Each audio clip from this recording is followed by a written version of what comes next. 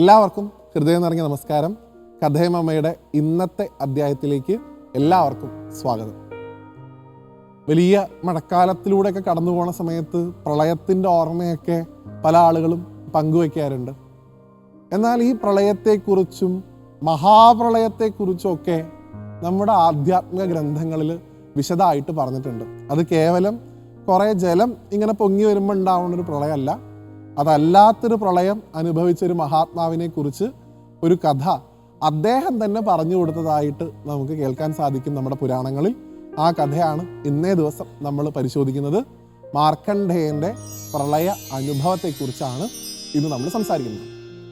നേരത്തെ നമ്മൾ സൂചിപ്പിച്ചിരുന്നത് പോലെ തന്നെ ഈ വനവാസക്കാലത്തിൻ്റെ അവസാനം പാണ്ഡവരുടെ ചൂതുകളിയിൽ തോറ്റ് അജ്ഞാതവാസത്തിന് മുമ്പായി അവർ വനവാസത്തിലായിരുന്നു. ആ വനവാസം ഏതാണ്ട് പൂർത്തിയാവണ സമയത്താണ് പാണ്ഡവരെ സന്ദർശിക്കാനായി മാർക്കണ്ഡേയ മഹർഷി അവരുടെ ആ ആശ്രമത്തിലേക്ക് എത്തുന്നത്. മഹർഷിയെ കണ്ട ഉടനെ സകല പാണ്ഡവരും കുന്തിദേവിയും അതുപോലെ തന്നെ പാഞ്ചാലിയും ഒക്കെ തന്നെ നമസ്കരിച്ചു. അദ്ദേഹത്തിന് വേണ്ട ഉപചാരങ്ങളൊക്കെ കൊടുത്തു. അദ്ദേഹത്തിനോട് അവരുടെ പ്രയാസങ്ങളൊക്കെ അവർ പങ്കുവെക്കാൻ തുടങ്ങി. മഹർഷി, ഞങ്ങളുടെ ജീവിതത്തിൽ വലിയ മാറ്റങ്ങളാണ് വന്നുകൊണ്ടിരിക്കുന്നത്. ഞങ്ങൾ ഇന്ദ്രപ്രസ്ഥത്തിൽ എത്ര ഭംഗിയായിട്ട് സന്തോഷമായിട്ട് ജീവിച്ചിരുന്ന ആൾക്കാരാണ്. ചൂതുകളിയിൽ തോറ്റ് ഞങ്ങളിതാ ഇപ്പോൾ കാട്ടിലാണ് കിടക്കുന്നത്.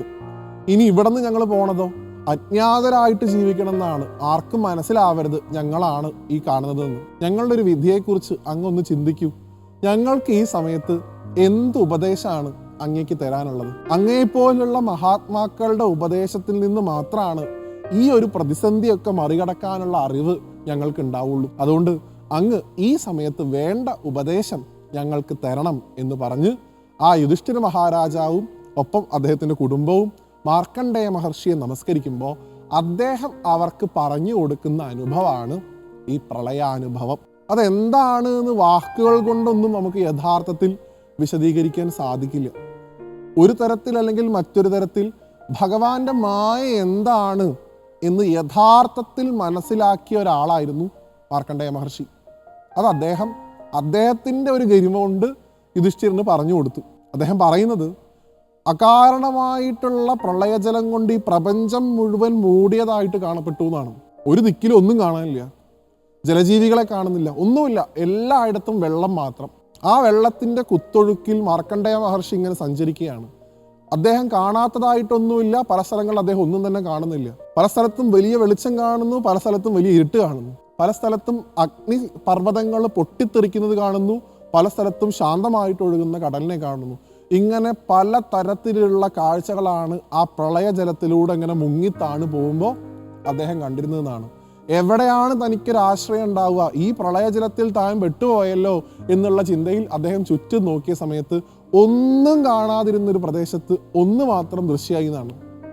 അവിടെ ആ പ്രളയജലത്തിൻ്റെ ഒത്ത നടുക്ക് ഭാഗത്തായിട്ട് മാറി ഒരു വടവൃക്ഷം, ഒരു ആൽമരം അദ്ദേഹം കണ്ടു എന്നാണ്. ആ ആൽമരത്തിൻ്റെ ഞാണുകളായിട്ടുള്ള വള്ളികളൊക്കെ ഈ പ്രളയജലത്തിലേക്ക് വീണ് കിടക്കുന്നുണ്ട്. ആ പ്രളയജലത്തിൽ തന്നെ മനോഹരമായിട്ടുള്ള ഒരു ആലില അദ്ദേഹം കണ്ടു.